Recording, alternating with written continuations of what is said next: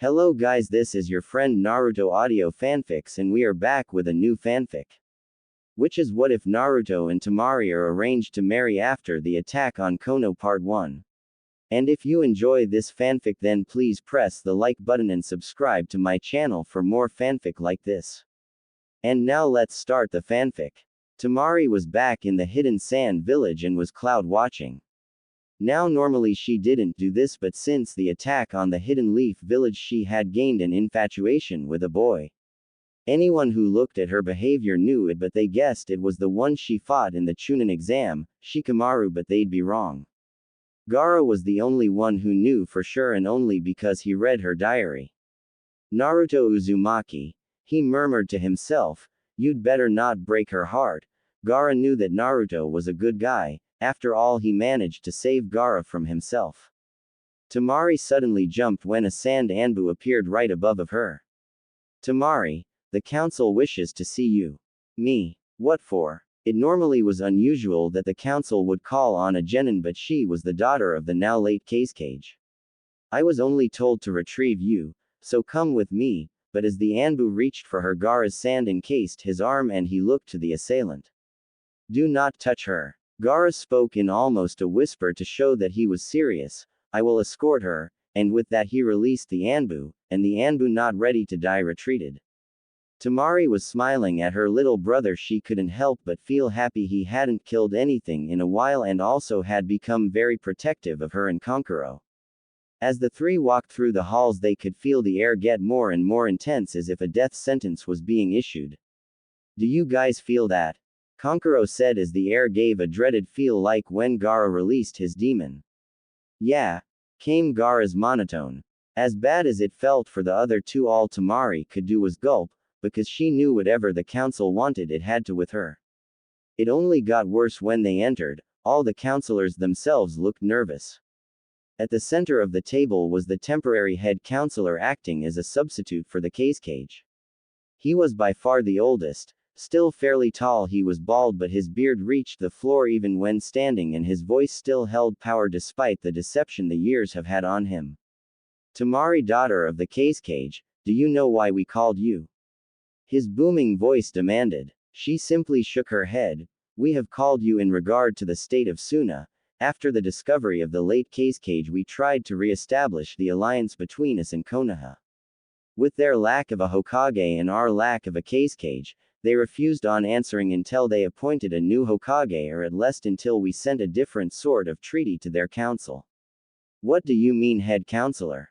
Temari felt something bad was coming, but she knew it might just be superstition from her years of ninja training. First, there is more to this. Do you remember your report on a Naruto Uzumaki? At this, Temari nodded. I've had my personal research team look into him. At the Konoha Academy he scored the lowest in everything up to the graduation exam.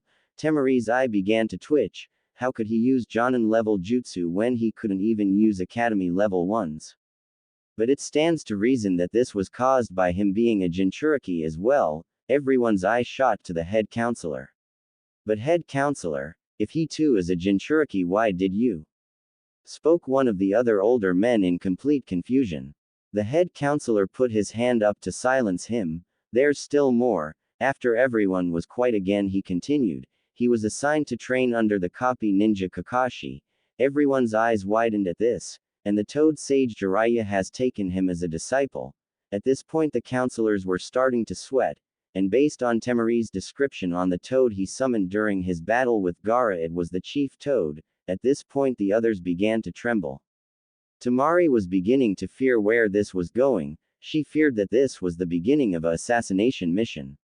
The last report even said he's learned the fourth Hokage's legacy. The council looked at him with wide eyes. Yes, he learned the Rasengan and has found and earned the respect of their new Hokage, Tsunade of the legendary three. She has even given him the first Hokage's necklace. From this information it's quite possible we could have a second yellow flash of Konoha on our hands. Everyone was stunned.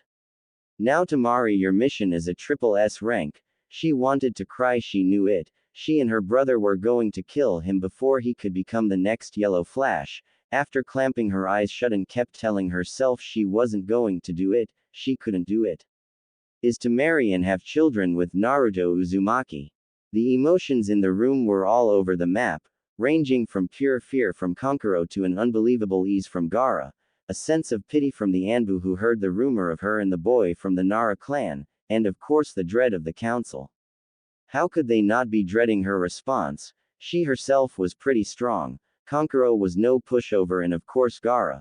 His sudden change was no secret. After all, he put 12 Anbu in the hospital the day they got back when one of the Anbu called Temari a failure for not being able to keep Gaara under control.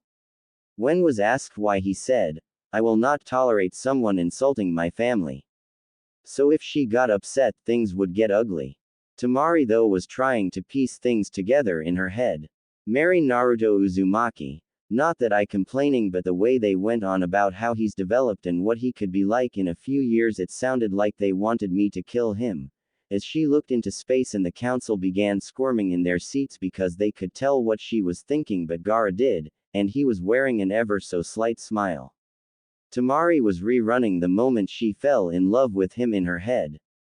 Granted, it wasn't the most graceful finishing blow, but the headbutt he gave Gaara only showed just how powerful his dedication and willpower were. The council froze as they saw a smile beginning to form on her. They thought for sure that she was ready to have Gaara and Kankuro help her paint the walls with their blood for having her assigned to this mission. I, Temari Sunagakur, accept this mission and will perform to the best of my ability. To say that Kankuro and the council were surprised would be the understatement of the century. With eyes as wide as dinner plates and jaws hitting the floor at the way she looked so happy. Temari, you don't have to do this if don't want to. And as she was going to off on some sprawl about her duty as a ninja, Gaara butted in with a simple "I approve," in his monotone. Temari was thanking him in her mind at this simple gesture, but Kankuro. Gaara, why would you approve of this? But before he could finish his thought, Gaara said his reason as to why. She has a crush on him. Everyone looked at the sand controller, not being able to believe it. What makes you think that, Gaara? Temari asked with a tomato blush. I read it in that handwritten book that you keep under your pillow.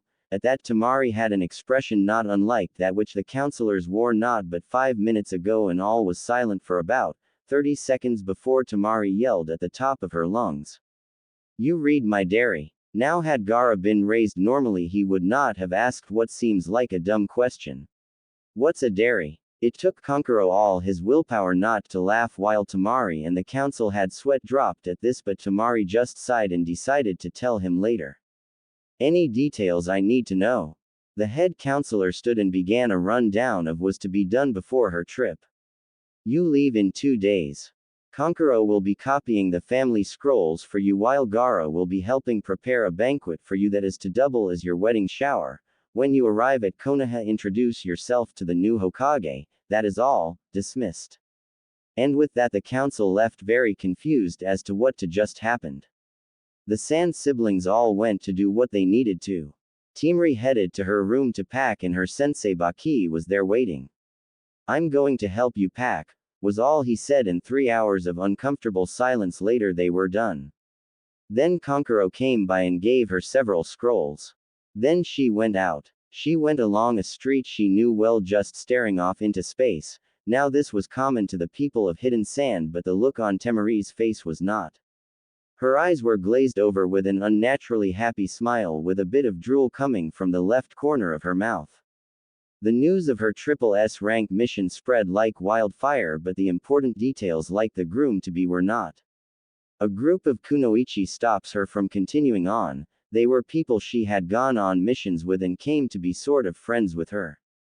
Wow girl, is the idea of marrying that Shikamaru guy really make you that happy?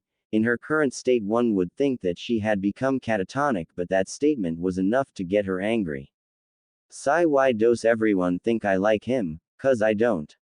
I'm happy because I'm getting married to the guy the first like, which is Naruto Uzumaki. That name could send chills though the Hidden Sand village even on the hottest day. Every sand ninja was afraid of Naruto, not because he looked or acted in a scary way, but because of what he did to Gaara even when he was in his perfect possession state. In short, Naruto was already the second most feared ninja in sand history, right behind the Yellow Flash himself. Mothers were even using Naruto in stories of what happens to bad children. So at the groom's name, the group of 8 kunoichi found themselves shacking in fear of what would happen if he came here. TTTT, that monster.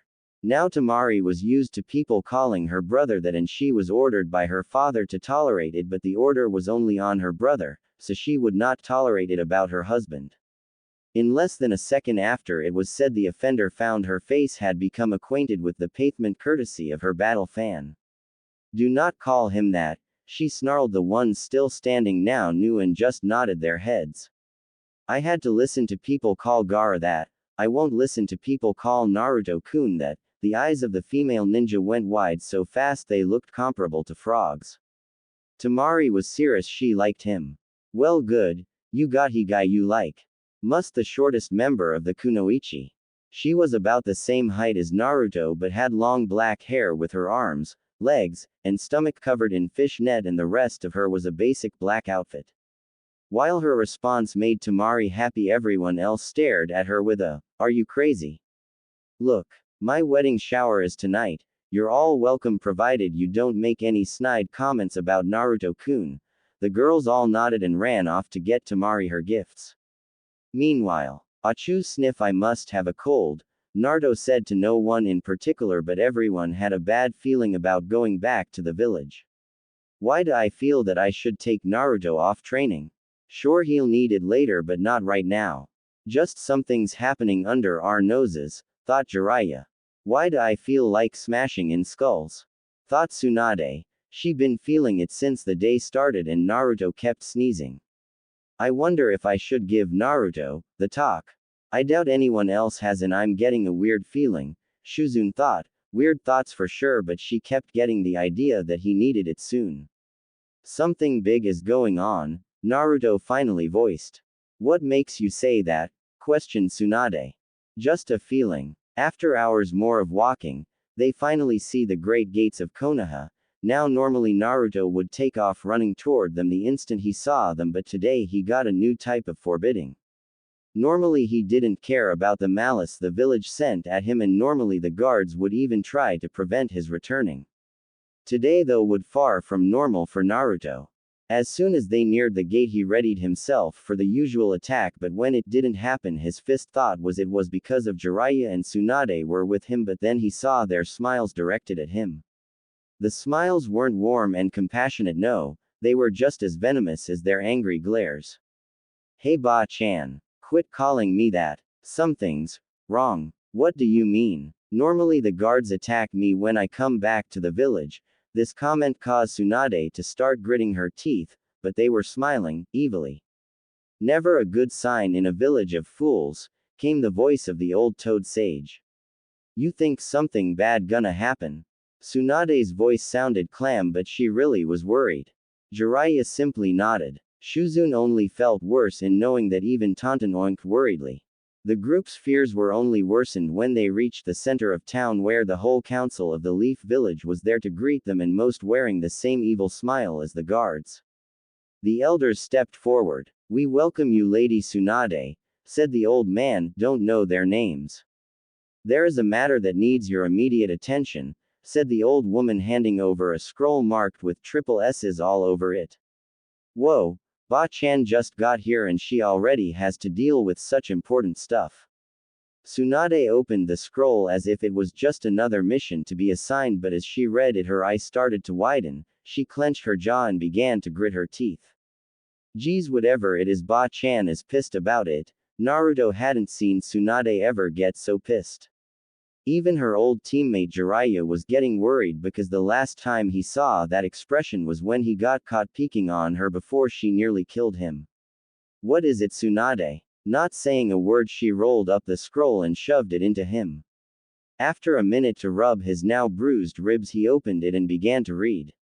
Much to the surprise of Naruto and Shuzune, his reaction to whatever was in the scroll was almost the same as Tsunade's. His hair spiked like his needle Jezo Jutsu and his teeth seemed to get sharper.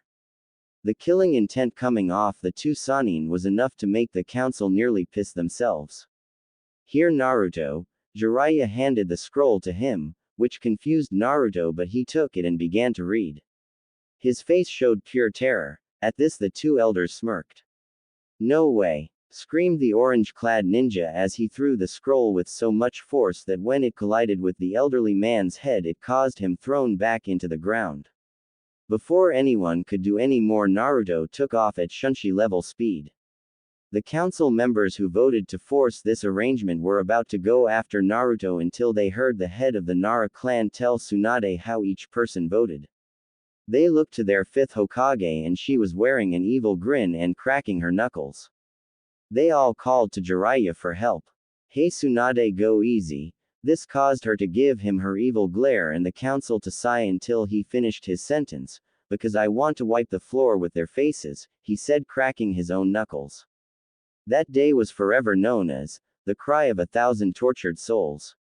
The two Sannin were walking toward Naruto's house knowing he probably locked himself inside. But on the way Jiraiya began to really think things over and sighed when he came to a very hard decision. Tsunade, we should have Naruto at least consider the offer. She turned her head towards him so fast if she didn't stop the movement she would have looked like she was trying to be an owl. What? Think about it, I've told you about the kid's love life. Yeah, you did. He likes a girl named Sakura. So why should he consider it? Even after he saved her from the Shukaku, she believed it was Sasuke who saved her. She was about to argue but was cut off. She always hits when he tries to be nice to her, which is all the time. She calls him names, and is obsessed with the last Uchiha, so no matter what he does she has not and will not give him the love he wants, hell. The love he deserves. Tsunade fell silent. If all that was true then Naruto really should at least consider it, she thought for a while longer while they walked. Hey Jiraiya. Yes. What do you think of a vacation? ESSH. One day here and you're already want a vacation. Not me, you perverted baka. Naruto, this only got a raised eyebrow from Jiraiya. If he's to consider this seriously he'll need to free of any distraction or the influence of the villagers. Jiraiya nodded his agreement. When they finally arrived, they snuck in knowing Naruto was probably scared shitless by the idea of the marriage to Temari, but packing to run away was overkill. Naruto, now planning to run away, would normally piss off most of the people he knew. He slowly began to turn around thinking it was Sakura planning to slug him for trying to ruin her chance to get his off her back. He was strangely relieved to his Ba-chan. Listen, I understand you being scared at the council trying to force this on you, but Jiraiya and I have decided that you should take some time and consider this. What? Naruto, please calm yourself and listen. Naruto did as he was asked to before Tsunade continued. I've heard all about Sakura and everything you always overlook in your infatuation with her. Naruto scrunched up his face in anger. How she hits you over nothing, calls you names, her obsession with the Uchiha kid, her lack of gratitude for when you saved her life, and her refusal of your love for her, you more than earned it. At this point you deserve it. Naruto was now staring out into space at the speech. Well, good thing you're packing, you'll be gone for 2 weeks. She put 2 of her fingers up for added affect. Huh, what? Tsunade sighed at this. I'm giving you a 2-week vacation starting tomorrow, and here. She then hands him a pile of bills. What's this for? For the money me and Jiraiya took from you and a lot more, because if you decide to take the mission I want you to get her a gift. Naruto nodded. Hey Tsunade ne-san. Tsunade snapped in his direction with a loving gaze. Yes. Sai, could I leave tonight? Her smile faltered but nodded. 15 minutes later. Konoha gates.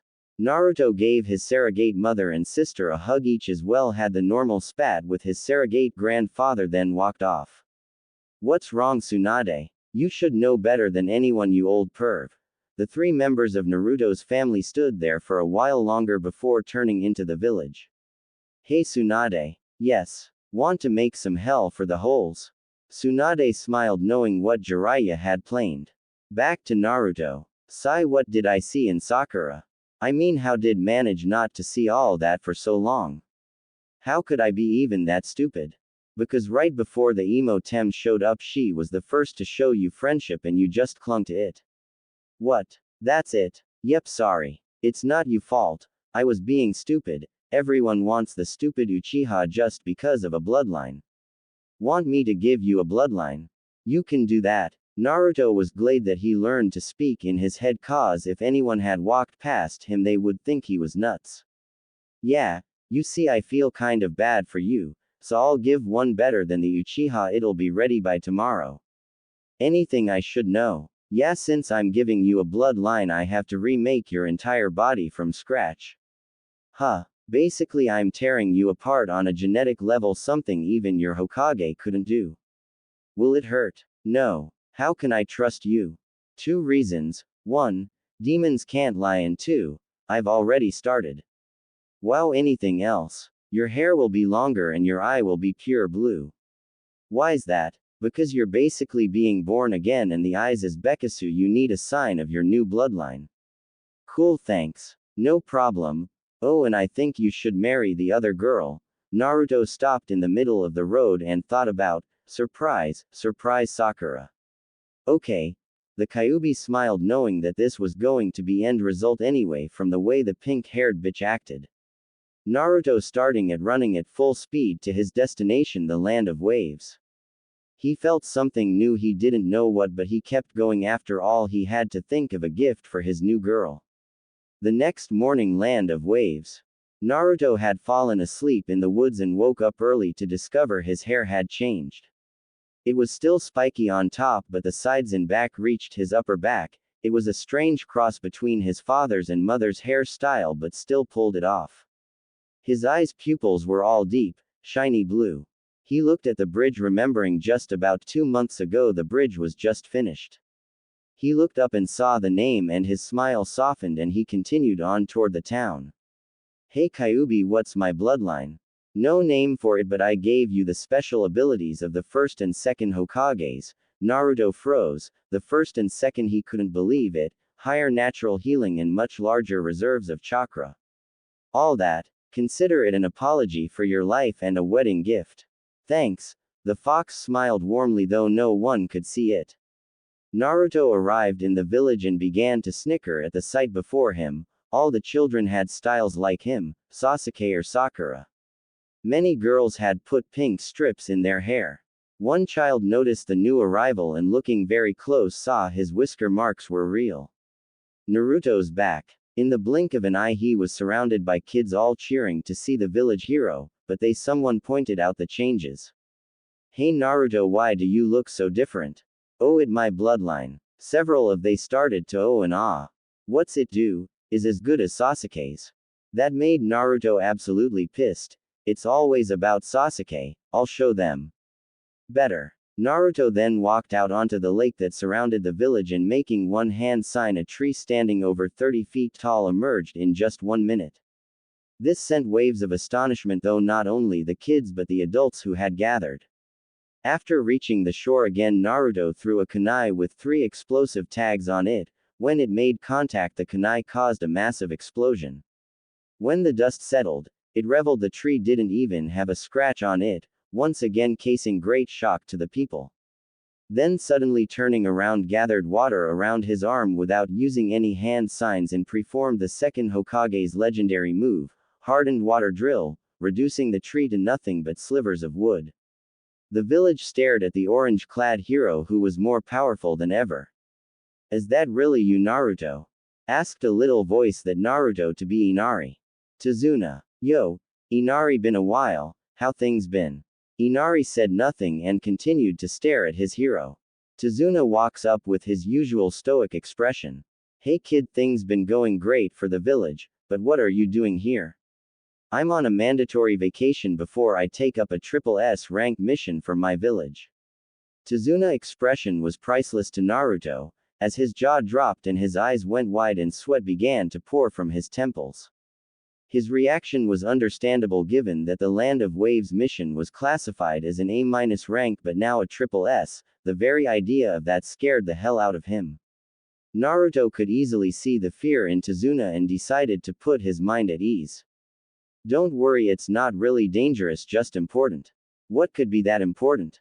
The Hidden Leaf and Hidden Sand are trying for an alliance, but the councils of the 2 villages have agreed that a political marriage would make the alliance much stronger. After revealing his next mission, several of the village girls began to complain. Naruto, you're getting married, shouted one girl while another called. That's no fair. I wanted to marry Naruto. Several other similar cries made Naruto give a small smile. I never would have guessed that I'd be popular with girls of any village, even if they're just kids.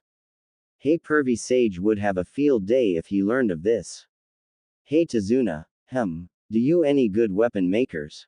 Yeah, why? I've decided even if this marriage is being forced on us, the least I can do for her is treat it like a real one. All of the adults in the village smiled at the 13-year-old ninja. He was being serious to a girl he was being forced to marry. That sort of commitment was rare these days, so they could only hold more respect for his decision.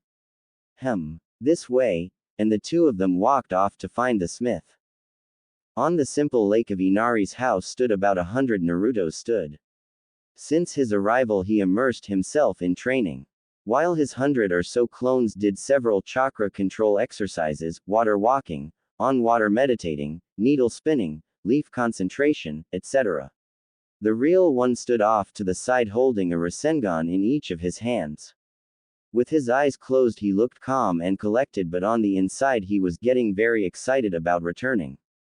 He was sure no one could recognize him by anything except his chakra. Naruto, now standing a couple of inches taller with shoulder-length hair and brand new cloths. He wore a long dark orange outfit, Gaara's from Shippuden part except dark orange, and over it a jacket like the fourth Hokage's but black with light blue flames at the bottom and a mask like Kakushi's. Suddenly his eyes snapped open. Naruto hadn't completely left the village as he left a clone behind just in case something bad happened. The clone had just dispersed and Naruto was given the knowledge that almost all the Junin had left the village and they were under attack. I need to go. With that, Naruto dispersed all the clones on the lake and ran into the house. After a quick explanation he summoned two toads and asked for one to reverse summon him and one to stay here and get the gift when it was finished. After one last goodbye to Inari, Naruto disappeared in a puff of smoke. Area change. Hidden Leaf. Wind Scythe Jutsu. With that, Temari had hit 5 goons, but all turned out to be just a more advanced version of the clone that acts like the shadow clone but was still just a genjutsu. Damn, more of these clones. With her guard lowered she didn't notice the real ninja until they were too close to blow away. Rasengan. Came two voices, both the same, and when Temari opened her eyes she saw the two enemy ninja flying in a spinning motion. With the turn of her head she saw a speck of yellow running down the street. Naruto. She knew that the Hokage had sent him on a vacation, where to nobody knew. Area change. Hokage's manor. Tsunade was surrounded by 50 of the unusual clones and was panting. Too cowardly to face me, so you hide. Cowards we may be, but clever cowards. Tsunade's eyebrow twitched. These close had the annoying habit of completing each other's sentence. Deep forest devastation. The cry had caught both Tsunade and the enemy ninja off guard. In moments trees had grown everywhere, catching all the clones and the real one. You bastard. Let Mo go. Naruto walked slowly toward the nin while charging a Rasengan in his right hand, and with a look that promised much pain he told the enemy. How dare you attack the Hidden Leaf village? You will pay for your crime. Rasengan. Who are you? How do you know my grandfather's jutsu? And the Rasengan. Cool it, Ba-chan. Tsunade's eye once again began to twitch. Hey. No one calls me Ba-chan, expect. Naruto. After Naruto nodded, Tsunade's jaw had practically fell off her face. What happened? You look different. Naruto gave her a double-eye smile. Let's talk in your office. After all, what I have to say is S-ranks assert. Tsunade nodded her understanding and got up. After entering Tsunade's office she put security seals and sat down ready to hear Naruto's explanation. Well, after I left I thought about what you said, and decided that you were right and moved on. The Kyuubi gave me a bloodline. I've decided to marry Temari, but I want to wait until her gift is ready. Tsunade sat and listened carefully but was a little wary of the idea of Naruto having a bloodline. Naruto, when did you get this bloodline? Before I got to my Vactian spot. Why? Sai, then news of your bloodline must have reached the council by now. I see. Area change. Konoha council room. The demon brat has gained a bloodline ability. Shouted a worried civilian member. What should we do about him? He's now more dangerous than ever. Shouted another. All of the civilians were worried, but all of the shinobi were thinking of how to use this as an ADA vitage over other villages, and it was Danzo who finally called out an idea. I believe we should put the Clan Restoration Act into play. This enraged the civilian members. What? How can you suggest such a thing, Danzo?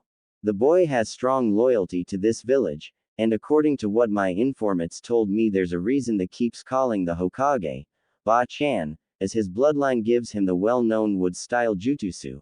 After some murmuring, one called for a vote and they began their decision.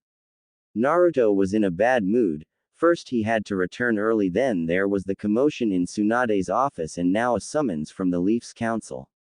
Flashback jutsu. Lady Tsunade, did you hear there's some guy who not registered in our archives who's still wearing our symbol? The pink hair annoyance was silenced by the sight of the ninja that now had half of Konoha worried. What's he doing here? He is one ours. His profile just hasn't been updated yet. This caused a look of understanding to come from both Sakura and Ino, who was right behind her pink-haired companion. They both took the time to take in his features and they both found themselves drooling. Tsunade though thought he looked like an odd cross between Kakashi and a shorter-haired version of Jiraiya. After a couple of once-overs by Ino, she decided to put on the charm. Hey there, hot stuff, Ino said as she walked up to Naruto, swaying her hips in the most seductively as she could. How would like to go out sometime? Naruto, though he looked stoic on the outside, on the inside he was rolling around laughing at her antics, but then he thought of something he thought would be funny. Sorry, I'm engaged. The young blonde looked crushed. Ain't that Tsunade high am I? And with turn and a wink the two girls looked. They had walked in on the most disgusting thing in the world, and the two actually fainted when the old drunk retuned the wink. The two proceeded to burst out laughing. That was a good one, geeky. Thanks, Ba-chan. Then out of nowhere an Anbu appeared. You have been summoned to the council, and with that he left. Flashback end. He had a fair idea what they wanted. They probably wanted him and Temari to start fucking like rabbits and then use their children as human weapons, not on his watch. After tearing into the room looking pissed as all hell, he just got to his point. What the fuck do you people want? This had greatly angered many on the civilian council, while the ninja clan heads found it amusing. Lord Senju, please lower your voice. That caused confusion for both Naruto and Tsunade.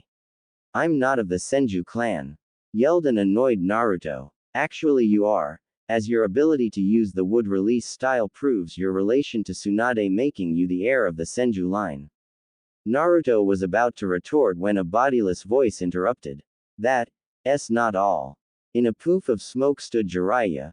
He's also the son of Minato Namikaze, the fourth Hokage, and the son of Uzumaki Kushina, the princess of Whirlpool, and if he can indeed use the first Hokage's jutsu, then he's the heir of 3 clans. At this point the civilian council was smirking, with him not only being the last of the Namikaze, who by itself was reason for CRA, but 2 other clans and has a bloodline. Now then, Naruto-sama, as are the last of 2 clans and the heir and last for the Senju, you are to take multiple wives. I refuse, was Naruto's simple reply. You have no choice as the matter. This is the council where everyone voted in favor it. What? Ba-chan, help me here, will you? After an aspirating sigh, Tsunade replied, sorry Naruto, I still about a week before I'm going to be officially sworn in as Hokage, so until then I have no say. Naruto looked almost ill, then she even continued, even if I did have a say in this I would be for it. Baa-chan. Listen Naruto, before this I was the last Senju and I can't have children anymore, so someone needs to bring back the Senju and you're the only option. Naruto sighed and nodded in defeat. You will be required to have no less than 5 wives and they can be civilian or ninja. It's your choice. Now you are also to be given your family estate and scrolls and 3 seats on the council and anything else that you are entitled to. They had him. He was in their trap, or so they thought. each member of the civilian council began to plot to make the power of Naruto's family their own. With everyone thinking he was a fool, Naruto searched their eyes only to see greed and power lust. The one who fit this description better than anyone else was an elderly man named Danzo, but Naruto could tell that what he wanted was slightly different than the rest. Watch out for that one kid. Why? I know he has the most power lust I've ever seen, but trust me, I think I know what he's planning.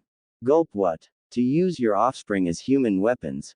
Naruto froze at that, then with a moment was filled with a righteous rage. No, never. They are my children, my family, no one touches them. If they do, I'll kill them. The fox smiled at his desire to protect what was his, even if the little powerhouses weren't even conceived yet.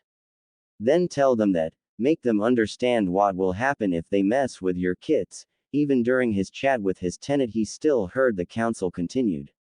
We also believe after your children are born they should be specially trained by Danzos. The poor man never got to finish as Naruto slammed his hands together like he was prying and out of the very table that surrounded the room wooden spiks shoot out, and with the ultra-sharp spiks held the civilian council in place, each of them knowing if they moved they would die, kept still and waited for Naruto to speak. Listen here, assholes. No one, I repeat, no one but me and my wives decide what happens with our kids, and if anyone even thinks of trying to convince me otherwise, I will kill them before they can even begin to regret it. And with that, Naruto stormed out back to the Hokage's office. Tsunade's office. Naruto had pulled out one of Tsunade's hidden sake bottles and took a large gulp as the two Sannin walked in, not in the least surprised. You okay, kid? Asked the toad sage. I guess, Kyuubi said. The crippled guy looked like he was planning something for my kids. Not gonna happen. The two old ninja couldn't help but smile. Naruto, about earlier. Naruto raised his hand to hold her. I understand, Ba-chan. If there no senju left, those bastards would use everything of the senjus to help themselves. Then Temari entered, having heard word of Naruto's changes and his being given the enjoyment of the CRA, and needed to talk to him. Naruto. Naruto showed his head toward the semi-soft voice and saw his first of his future brides standing in the doorway. Hey Temari, I guess we need to talk. Temari nodded and walked over, took a seat and told about his trip, his new bloodline and what he gathered about the council. I see things have gotten hard, huh? What's your plan? She wondered if he was just going just gather women to satisfy his primal urges. First, I'm going to get even in a subtle way, showing off his most sinister smirk. They will get nothing from us, Ba-chan 1. Yeah, can you move all my money to an account only I can access? Of course. Do you know how much your parents left? Know how much? 80 of the Leaf's total treachery and stocks belongs to you. The only knowledge of this is an account book to Monader to make sure your money wasn't being embezzled. Bet those fools thought they could keep bleeding you dry by using it for themselves. Well, any more.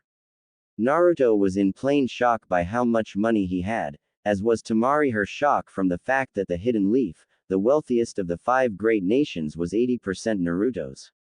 One more thing, Ba-chan. Yes. Could you give me Sannin traveling rights? Why? The council never said I could only marry women of Konoha. Everyone in the Hokage's room gained a satisfied smirk, knowing that they were going to cause a lot of problems. All right, I'll give you, and whatever brats you will eventually have Sannin traveling rights and access to the Hokage's and Jonin's vaults. To Naruto, that was all he needed to really start a ruckus in the Hidden Leaf.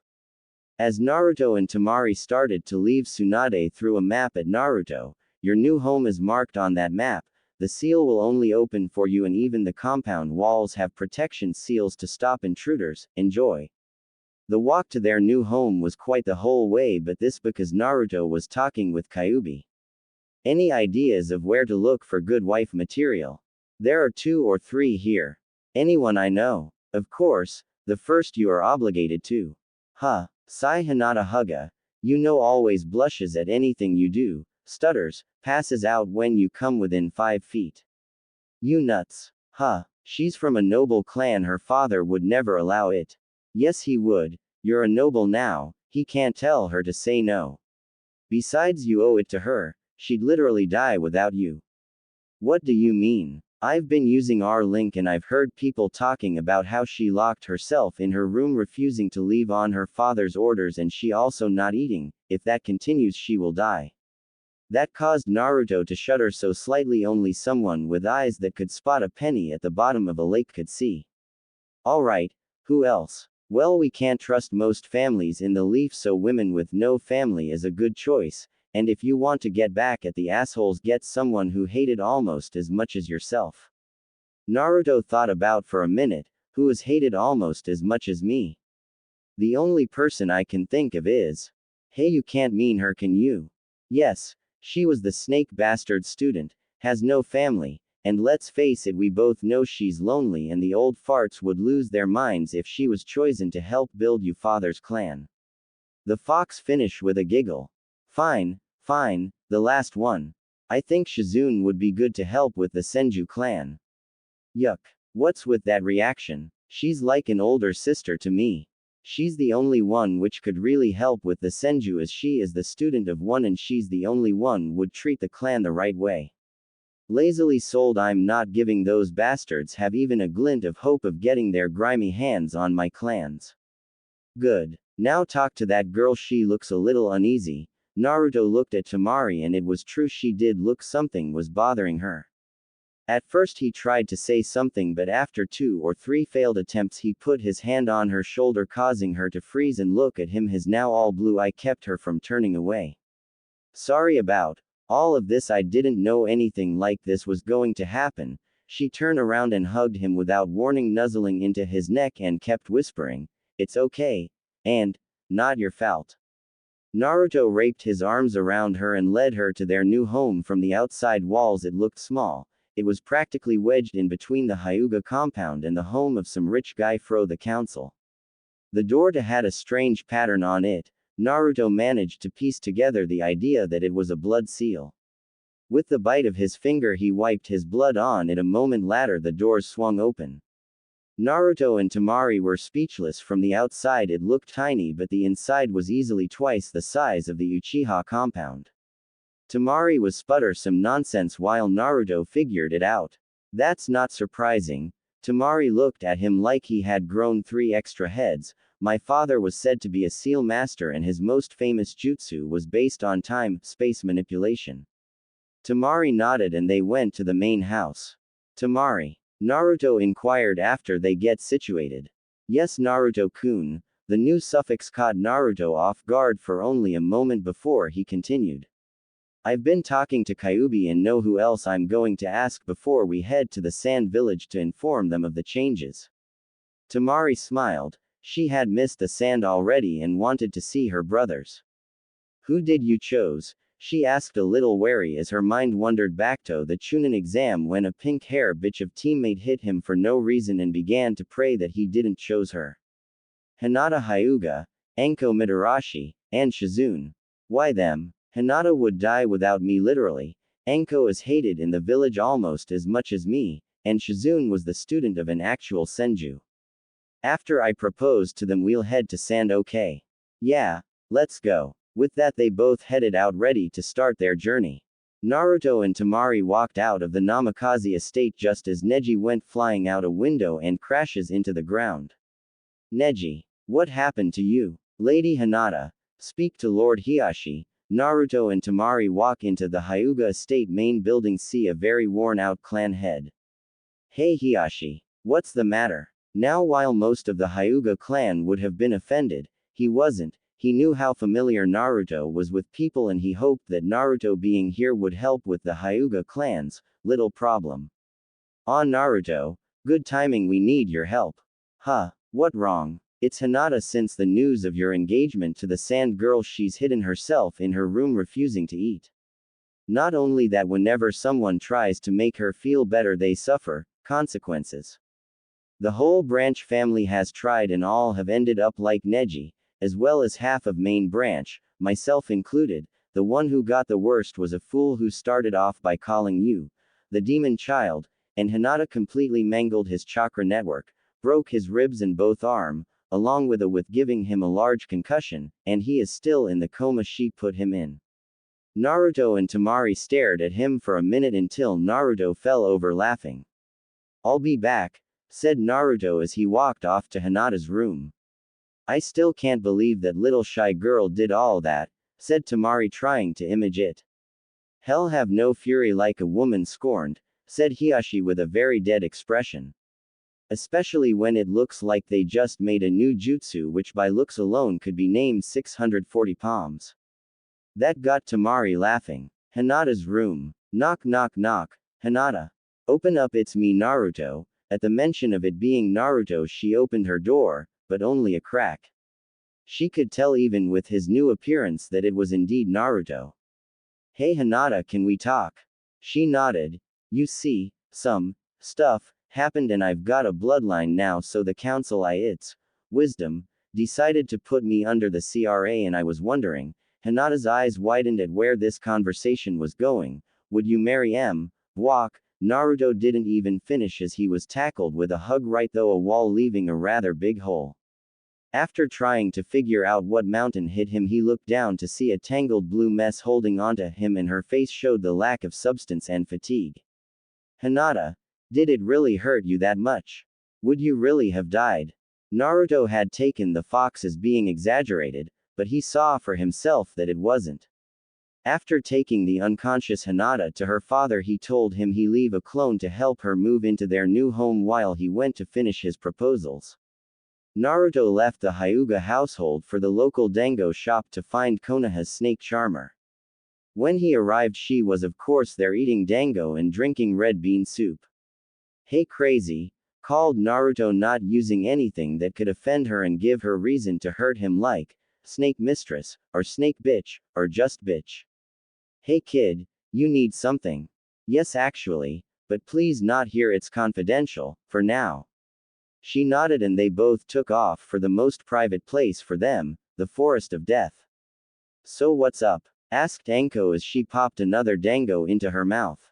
"As by now you no doubt know that I was the one to stop the invasion." She nodded. "When I did so I reviled my bloodline." She nodded again. "And the old bats who run the leaf found necessarily to force CRA on me." Now she was confused. "You're one of only women I trust, so I ask you to please marry me." Enko sat there for a minute, then looked at the sky, then back to Naruto. "Why not?" she replied. "But why do you trust me? We are both shunned for things that are beyond our control. Besides, I want to the look on the old bastards' faces when I name you the one to bear the next heir of the Namikaze clan." Naruto finished with a smile beneath his mask. "Why would they care about that? You're the former student of the Snake Tem and they just plan hate us, and if it's you who will bear the children for their most noble clan and family of their favorite hero, they will feel insulted that it wasn't one of their daughters." Strangely, this caused Enko to smile. "That's prefect. I've been trying to get back at those jerks for forever. Alright, move your stuff into the Namikaze compound and I'll be back." "Sure." Then both ran off to what they needed, but had anyone got a good look at Enko's face they would have seen that she, like any to be married, was quite happy. After all, with her past she had given up on the idea that she would ever have a husband or children. Hokage's office. It was typical day in the Hokage's office, Tsunade trying to drink and avoid paperwork, while Shizune preventing her master from drinking and forcing her to do the paperwork. It was this strange balance that Naruto disturbed. "Hey Ba-chan." "Hey Shizune." "Hey brat." "Hello Naruto, is there something you need?" "Yeah. Shizune, can I talk to you?" "Of course Naruto." After they found an empty room and locked the door, and Naruto took a deep breath to calm himself. "Shizune, did Tsunade inform you of the meeting yesterday?" She replied in the positive. "Did she tell of what they don't know?" Her response was the same. "Alright, because I've been given the names Namikaze and Senju, I've been put under the laws of the CRA and need at least 5 wives, and you're one of the only girls not to look down on me and then praise Sasuke lets me know that you don't think so little of me." She smiled at him, showing his less secure side. "So would you marry me?" "And Naruto, are you sure?" Naruto, not trusting his voice, nodded. "Then yes." By this point she had a Hinata blush. "Gee, you guess we should tell Tsunade." "No need. I was eavesdropping." called the Hokage as the locked door swung open. She held a bottle of sake and 3 cups. This calls for a celebration. The 2 victims each gave her a nasty glare. Lady Tsunade, you should not be listening on other people, yelled a red-faced Shizune. Why not? I knew what was going on anyway. How's that? Asked the 2 in sync. Simple, starts to fill the cups. The list of people who have been nice enough to him to be even considered for marriage is pathetically short, she finished with a sad smile. But enough of that, let's drink. Lady Tsunade, Naruto is still too young. Please, he has been an adult since he received the leaf headband. You should know that, so quit stalling, and let's drink. Tsunade already had her cup in the air and the other 2 sighed and picked theirs up and did the usual, cheers, gesture. So brat, who else did you ask? Shizune began to listen herself, quite interested in who her co-wives were.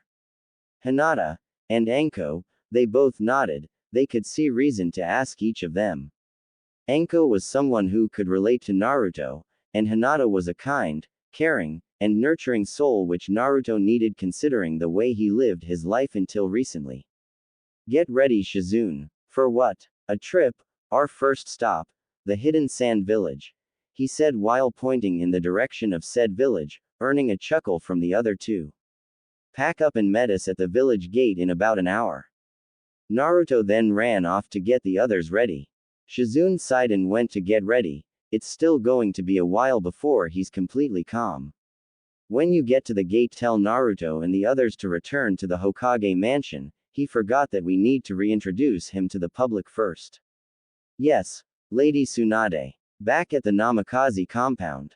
The 3 brides-to-be were getting packed for the trip when Naruto came through the door.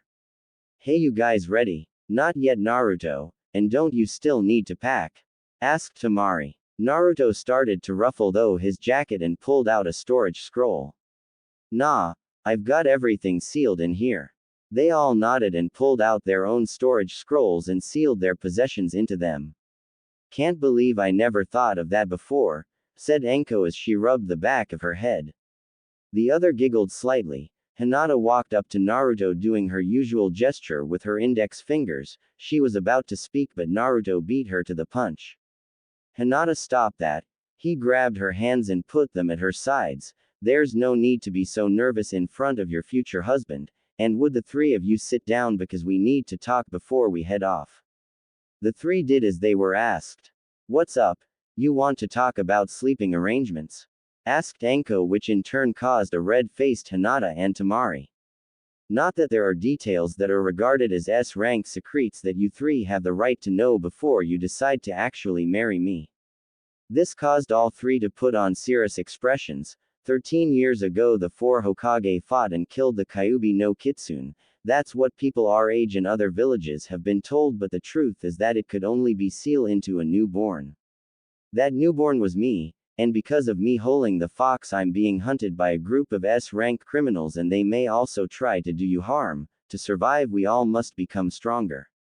He looked into the eyes of his chosen 3 and saw steeled resolve. That's it. Damn kid, I'm trying to kill a guy like that myself, came Anko's response.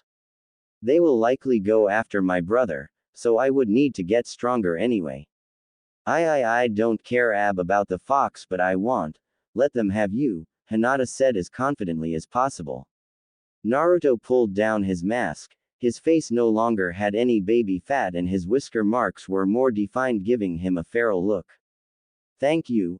All of them smiled and the atmosphere was a calming but intensely loving one. They all finished what they needed to do for a long trip and headed for the gate. When they arrived, Shizune was already there with a bag containing spare cloths, some ninja tools and several scrolls to help them train, but she kept that bit of information to herself for the moment. Naruto, we need to go back to the Hokage's manor. We still need to make your heritage public knowledge. Naruto's shoulders sank. He didn't like the idea of everyone knowing, cause they would all shout things like, the demon can't be a clan head, or, how dare the demon claim to be the 4th son, nothing but depressing issues. Do we have to? I'd rather not hear the public's thought on that. Shizune sighed. She knew he wouldn't want to have that reviled while he was still here, but this way he could get the benefit of seeing the shock on the people's faces when they learned that Naruto owned almost every shop, restaurant, and the hospital itself since Naruto's father bought it so he could legally work the funds as he saw fit. Yes, we do now, come on. She grabbed his hair as she walked by to ensure that he followed. The others followed as well. Meanwhile, on Training Ground 7, with Kakashi and Sasuke, Sakura had just ran up to them as they were training. The two were extremely annoyed because Kakashi was out of the village during the invasion and Sasuke had nearly been killed after using all of his chakra. He was saved by a guy in a long black jacket with blue flames. Yes, a Naruto clone. What's the matter, Sakura? The new guy, the one who stopped the invasion, he was flirting with Lady Hokage. So he injured now? No. She flirted back. Kakashi dropped his book. It was an unwritten law, but everyone knew it. Flirt with Tsunade and you die. An ambush showed appeared out of nowhere and handed Kakashi a scroll, then disappeared. After a minute he shrugged and opened it. What does it say, Kakashi-sensei? Every resident of the Leaf, ninja or not, is to report in front of the Hokage's manor for an important announcement, no exceptions. He shrugged again and walked off for the mentioned location, and the other two followed suit. Outside the Hokage's manor, everyone in the village had gathered wondering what was going on. Tsunade's inauguration wasn't for another week. The older generations were all hoping the demon child was being thrown out. Then Tsunade and the two old advisors appeared into view. Now I know that you are all wondering why I called you here. I have something important to inform you of. We have found another descendant of the Senju clan, who is also the son, the fourth Hokage and the crown prince of Whirlpool Country. The crowd was stunned. No one voiced it. No one knew that the fourth had a child, much less a wife, who was a Senju and queen of a country. It has been decided that he was to be put under the Clan Restoration Act and to marry no less than 5 wives. The purpose of me calling you today is to introduce him and the wives he has chosen so far. The older Haruno woman began to rub her hand in a very greedy manner. Everyone knew what she was thinking. Get Sakura married off to this guy and they'd have all the power anyone could hope to have. The crowd was cheering to meet the son of their hero. They won't be cheering for long, thought Naruto as his head sank. The girls saw this and tried to help him feel better. He tried. He had a reason to be depressed. The people would probably try to have him killed for claiming to be the fourth son. Very well, allow me to introduce Naruto Namikaze Uzumaki Senju and his brides-to-be. As the 5 who were mentioned appeared on the stage, the crowd had gone silent from the mention of Uzumaki. Naruto was in front of Tsunade, no mask, so they could see the evidence of who he was. After a minute so they could take it in, they were outraged, and as expected the civilians began to call for Naruto's death for the lie that was announced. The riot was soon squashed by Tsunade's booming voice. Any more of that and I'll have you all executed. Silence once again. We have evidence. I was the one to bring Naruto into this world. We also have the blood work and a signed birth certificate from the fourth himself claiming Naruto to be his son, and as such he has claimed his inheritance. The deeds to almost all the restaurants, all the ninja tool shops, most civilian shops, the hospital, the ninja academy, and all the private possessions of the 3 mentioned clans. Everyone went wide-eyed. Naruto owned the Leaf now. He could deny them anything, even things they needed to live. Even though the crowd was silent, a wave of malice could be felt from several senior ninja, one of which was Kakashi. Though he would never say it out loud, he was just as prejudiced and was now going to kill Naruto silently before the people to save them from the demon. He melted into the crowd and hid on the Hokage's tower and charged up a lighting blade without letting anyone sense his chakra, or so he thought, as Naruto's sharpened senses allowed him to smell Kakashi's chakra build up. As Kakashi charged at speed to make him a blur, Naruto caught the offending hand. This stopped both his attack and his heart in fear. Care to explain your actions, Kakashi? Asked a very angry Hokage. He's a demon. He can't be my sensei's son. Naruto then delivered a powerful kick to Kakashi's chest as he grew a tree in the flight path. Kakashi crashed into it and it grew branches around him. wrapping around every limb and even each finger to ensure that no jutsu could be used. You attacked an heir of my family, said Tsunade with a nasty growl. To attack an heir to a clan is an S-rank crime, and do you know the penalty? Kakashi became pale, then Naruto added his 2 cents. For traitors there is only death, Hitaki. It was said with so much venom that it sent chills through the village. You can't kill him, came the smug voice of Sasuke. He needs to train me in the use of my Sharingan, so back off, dope. He said with a large smile as if he just got Kakashi off the hook. Well, Uchiha, what he did is an S-rank offense, and trying to stop his punishment makes you an accomplice, and therefore, you die too. Naruto's tone became sickeningly sweet at the last part, which made Sasuke a little nervous. How dare you threaten me, weakling? Sasuke said as he sent a fireball at Naruto and began to chuckle as he thought that he burned the only one who pushed him alive. His little delusion was crushed when he saw Naruto standing where he was before, completely unfazed. What? How could you? Before he finished, a tree wrapped itself around Sasuke like Kakashi. Both are traitors, huh? I should have known. Lady Hokage, allow me to kill the traitors. Tsunade smiled for only a moment, then it was gone. Though I'd love to, the council is insistent on the Uchiha's reproduction. Naruto mumbled something incoherent under his breath. Then walked to the edge of the building and looked over the silent crowd who witnessed everything. Then walked over to his wives.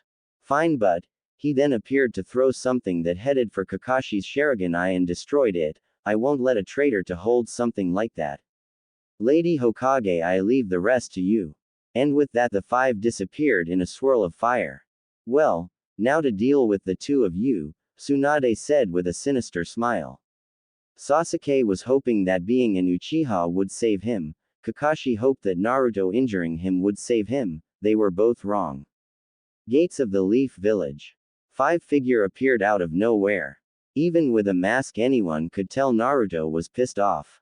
Though they all wanted to help him feel better, but they knew there is nothing they could do to do that.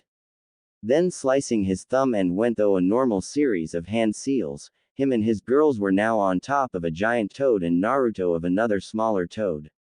Gorshi Sai, what you doing here? The toad looked up to his boss and spitting out a large box replied.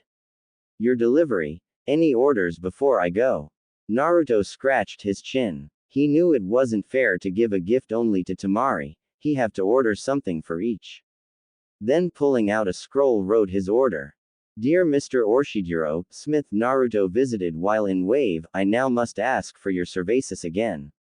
I'm in need of a pair of gloves that would help draw chakra out and control it to a needle point, and a Senbon launcher that can make them from chakra and even give them a poisoned effect and make it light-weighted. Thanks, Naruto Uzumaki. Tapping his chin again in thought. I don't really know about how Anko fights. I'll figure out something for her later. Naruto rolled up the scroll and told the toad to bring the scroll back to the old man. The toad nodded and puffed away. The chief toad coughed to get some attention. So what did you call me for, kid? Hoping down to face the chef himself, Naruto sat on his knees at attention. We are hoping that you could carry us to Suna with a jump or two. Sure, kid, but who are the others on my head? I've now been told I had to marry many wives, and these are them. They came down to be introduced. This is Temari. She bows, Hinata bows, Shizune bows, and Anko gives a large arc hand upward. What's up? The toad had to smile. Kami, she was just like Naruto was normally. Alright everyone, get ready. Everyone began to pour chakra into their feet. With one giant leap they cover nearly a third of the distance. After 3 more jumps they reached the gates of Suna. After introducing themselves to the guards they went to the Kage's office to speak with Gaara. Naruto's new look had surprised Gaara and his brother, especially the pure blue pupils. While Gaara was understanding of the situation, Kankuro was furious and tried to attack Naruto only to be blown clear out of Suna by Temari's fan. After a few good laughs they all headed to the Kage's compound. Naruto and the girls took the largest room and bed so they could all fit. Now who's sleeping where? Asked the purple-haired one who removed both her jacket and skirt, leaving her in only a mesh outfit that reached about where the skirt's bottom had been. Naruto groaned. He had been dreading this. Temari was possessive, Enko was pretty dominant, Shizune was protective, and Hinata was likely too shy to say anything in this. Naruto will sleep in the middle with Temari on his left and Hinata on the right, came the group's medic. Everyone gave her a shocked expression, then she pulled Enko to the side. Temari has been waiting for this chance and Hinata once believed this chance gone forever. Enko just nodded and told the other, to get your asses moving cause I'm tired, and everyone got into bed. Naruto was a little uncomfortable, but that's to be expected when during childhood the only contact you got was beatings and being literally thrown out of stores. Both Temari and Hinata were cuddlers, he found out after only a couple of minutes. Both were content using him as a pillow and they seemed like they were having the best sleep they've had in a while. The other two also looked quite content. Naruto just shrugged, it didn't matter why they were happy, as long as they were happy. He decided to focus on sleeping. Tomorrow was a big day, after all it would